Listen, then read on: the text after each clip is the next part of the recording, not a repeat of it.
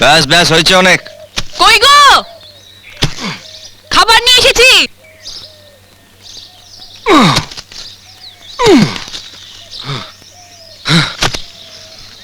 আজ থেকে তোকে আলাদা সংসার করতে হবে।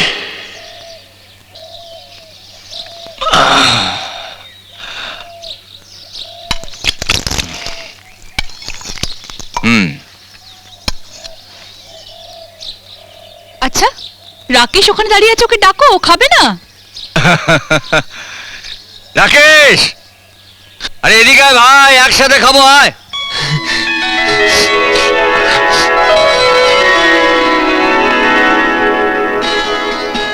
নে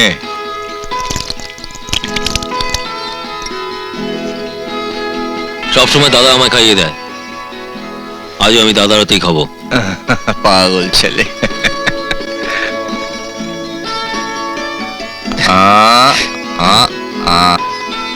রাকেশ, তাড়াতাড়ি এসো, আমি তোমার জন্য খাবার নিয়ে এসেছি।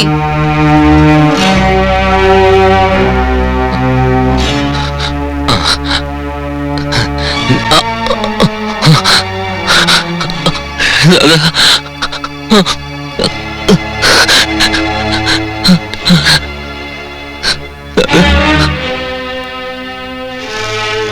রাকেশ, টিয়া তোর জন্য খাবার নিয়ে এসছে, যা যা খেয়ে নে।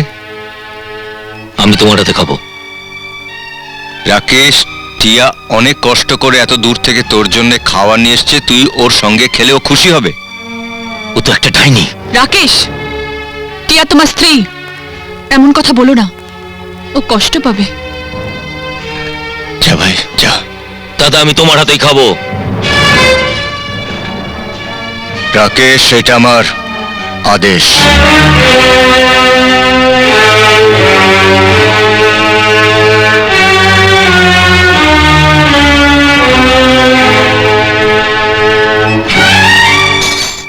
খাবার ফেলে উঠতে নেই।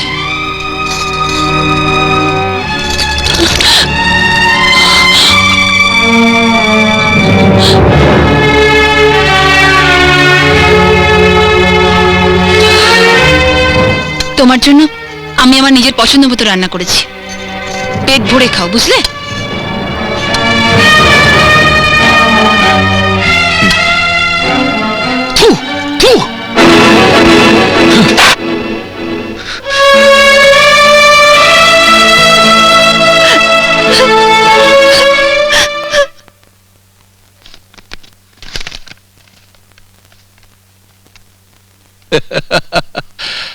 সাম দান দণ্ড ভেদ, শেষমেশ ভেদ তো হলো, ভিন্ন তো হলো দুটো সংসার, একেই বলে চাণক্য নীতি।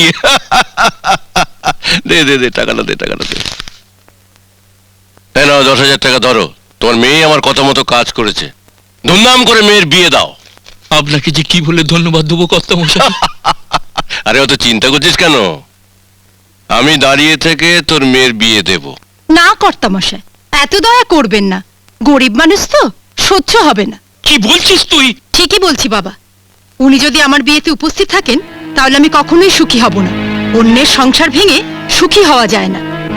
যে লোক অবস্থার সুযোগ বুঝে একটা অসহায় মেয়েকে দিয়ে অন্যের সুখের সংসারে আগুন জ্বালাতে চায়, সেই লোক যদি আমার বিয়েতে থাকে তাহলে রাতও কাটবে না, আমি বিধবা হব। ও হ্যাঁ, আপনি আমাদের অনেক দয়া করেছেন, আপনার কাছে শেষ দয়া চাইছি, আপনি আমার বিয়েতে আসবেন না। চলো বাবা।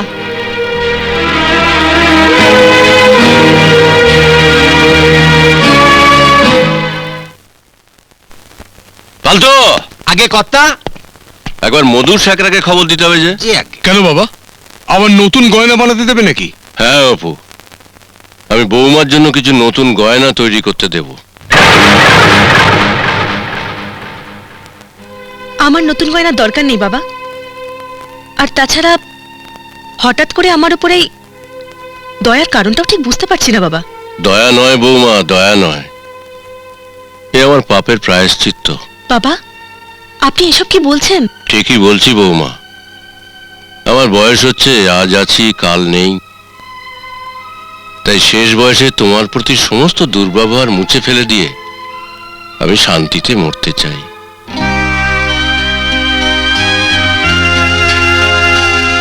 কিছুক্ষণ আগে ওই চুমকি আমার অন্ধ বিবেকের বন্ধ জানলাগুলো খুলে দিয়ে গেছে। মা, আমি কত অন্যায় তোমার সাথে করেছি।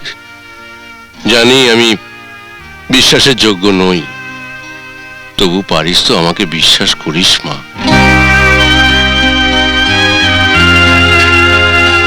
ফালতু, আগে সামনেই বৌমার সাধ।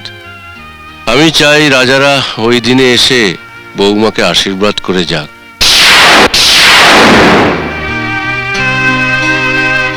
আর অপু, তুই রাজাদের কাছে গিয়ে ক্ষমা চেয়ে নিস, ওদের নিমন্ত্রণ করে আসবি। আর ফালতু, তুই উৎসবের আয়োজন কর। এ কি মা, তুই কাঁদছিস কেন? তোর চোখে জল কেন?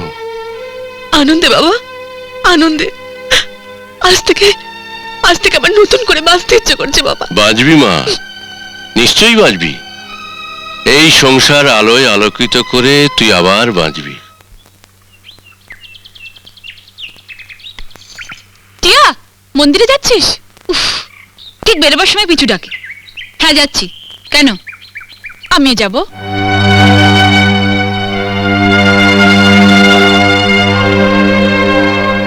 এইভাবে যাবে? এই পোশাকে? লোকে ভাববে চৌধুরী বাড়ির বউ আর ঝি যাচ্ছে। মানে আমার এই শাড়িটার দাম 2000 টাকা, আর তুমি এরকম একটা সস্তার শাড়ি পরে মন্দিরে যাবে? তাও আবার আমার সাথে? তোমার মান সম্মান না থাকতে পারে, কিন্তু আমার আছে। ও এই কথা। তুই দাঁড়া, আমি এক্ষুনি শাড়িটা বদলে আসছি। এটা ধর।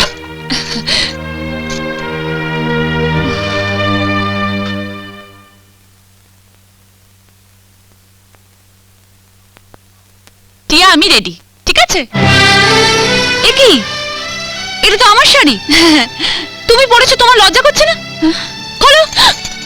দামি শাড়ি পরার যখন অতই শখ, নিজের বরকে বলো না কিনে দিতে। সে মুহূর্ত নেই। ভিখারি কোথাকার। কি বলছিস তুই টিয়া? তুই আমি তুই যা, আমরা বোনের মতো। তোর শাড়ি আমি পরবো, আমার শাড়ি তুই পরবি, এটাই তো স্বাভাবিক। থাক দিদি, অনেক হয়েছে। আবার না বলে বসো তোমার বরকে আমি রাখবো, আমার বরকে তুমি রাখবে, সেটাও স্বাভাবিক। টিয়া, কি আবার চোখ রাঙানো? খোলো, খোলো বলছি আমার শাড়ি। টিয়া, ওঠ। তুমি আমাকে চড় মারলে, আমার গায়ে হাত তুললে। হ্যাঁ তুললাম, ইচ্ছে করছে তোমার সাথে সম্পর্কটা শেষ করে দিতে। ভবিষ্যতে কোনো দিন যদি আমার দেবীর মতো বৌদিকে তুমি অপমান করো, তাহলে তোমাকে আমি জ্যান্ত পুঁতে ফেলবো। আমাকে তুমি বুঝে ফেলবে। আমি এবারে থাকবো না, কিছুতেই না, কিছুতেই না।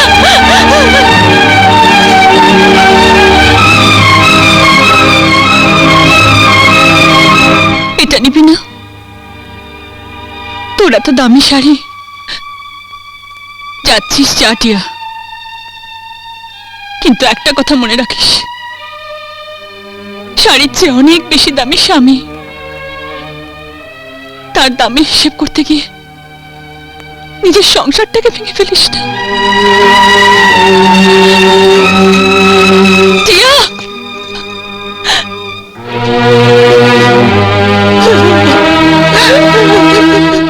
ছি ছি ছি ছি ছি ছি। এ আমি ভাবতেও পারিনি। যা হবার তা তো হয়েই গেছে। কি বলছো কি অঞ্জলি? এই বাড়িতে কেউ প্রথম বউয়ের গায়ে হাত তুললো, আর সে কিনা আমার ছোট ভাই। বৌদিকে অপমান করলো বলেই তো মারলাম।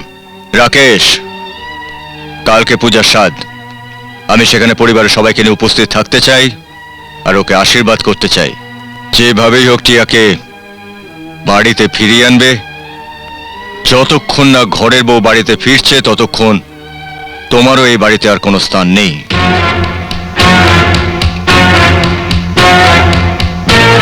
বৌদি, বৌদি তুই রানা, রানা বল আমি কি কোনো অন্যায় করছি?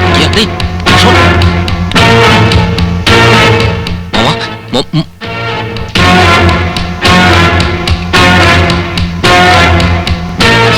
গায়েদের জমিটা এবার কিনে নেব, কি বলো? আপনি অনুমতি দিলে আমি কথা বলতে পারি। হ্যাঁ হ্যাঁ, আপনি যত তাড়াতাড়ি। দাঁড়াও,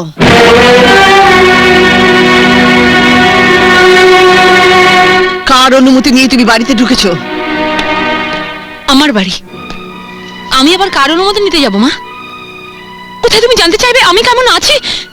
তা না বলে বলতাম, যদি সুটকেসটা হাতে করে না নিয়ে এসে রাকেশকে সঙ্গে করে নিয়ে আসতিস তাহলে বলতাম।